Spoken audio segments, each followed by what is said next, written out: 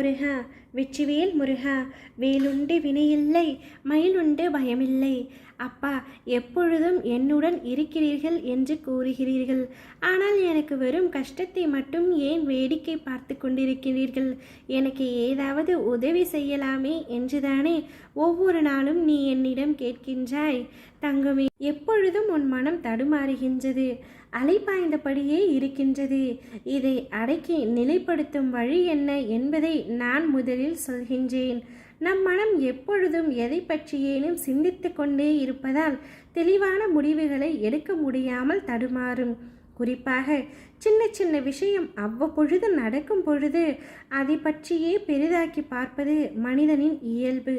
உதாரணமாக, யாராவது உன்னை திட்டிவிட்டால் பதிலுக்கு உன்னால் திட்ட முடியாத பொழுது நேரில் குறுகிவிட்டு அவருக்கு பின்னால் அவரை மனதிற்குள் அதிகமாக திட்டுவது போலவும் அடிப்பது போலவும் கொள்வது போலவும் கற்பனை செய்து உன்னை ஒரு பெரிய கதாநாயகனாக காட்டிக்கொண்டு ஒரு பெரிய கதையை பின்னிக் கொண்டிருக்கின்றாய்.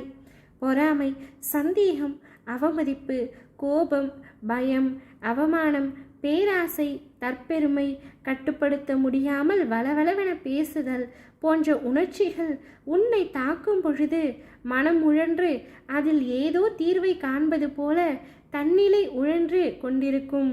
உணர்ச்சியை உன்னால் கட்டுப்படுத்த முடியாத பொழுது அதை வெளிப்படுத்தி விடுகின்றாய். மற்ற சமயங்களில் எல்லாமே மனதிற்குள் தான் அரங்கேற்றமாகும். இதனால்தான் மனம் நிலை கொள்ளாமல் தவிக்கின்றது. இதை அடக்க வேண்டும் தங்கமே.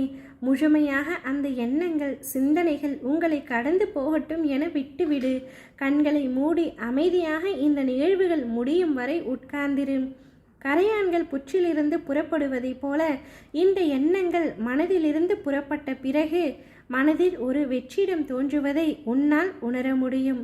இந்த வெற்றிடம் துவக்கத்தில் ஒரு சில வினாடிகள் வரை நீடிக்கும். இதையே பழக்கப்படுத்தினால் சில நிமிடங்கள் தொடரும். காலப்போக்கில் நிமிடங்கள் மணிக்கணக்கில் ஆகும். இந்த எண்ணங்களை கட்டுப்படுத்தத்தான் மூக்குக்கு மேலே புருவ மத்தியில் கற்பனை உருவத்தை நிறுத்தி கொண்டு அதில் பார்வையை செலுத்துவார்கள். இப்படி செய்தால் நிச்சயம் உன்னுடைய மனம் அமைதியாகும். அப்பொழுது நீ என்னை முழுமையாக உணர்வாய். அப்பா என்னை எப்பொழுதும் காப்பார் என்ற நம்பிக்கை உனக்கு உருவாகும். தங்கமே, இப்பொழுது நான் உனக்கு சொல்கின்றேன். ஏதாவது ஒரு ரூபத்தில் நிச்சயம் நான் உனக்கு வழிகாட்டுவேன். உனக்கான காலத்தை நான் உருவாக்கிவிட்டேன். இன்னும் சில நாட்களில் நீ அதில் பயணம் செய்ய போகின்றாய். உன்னை ஒரு நாளும் நான் கண் கலங்க விடமாட்டேன். உன்னை உயர்ந்த நிலைக்கு மாற்றுவேன். நீ கண் கலங்கினால் என் மனம் வலிக்கின்றது. உன் அம்மாவாக, அப்பாவாக என்றும் உனக்கு துணையாக நான் இருப்பேன்.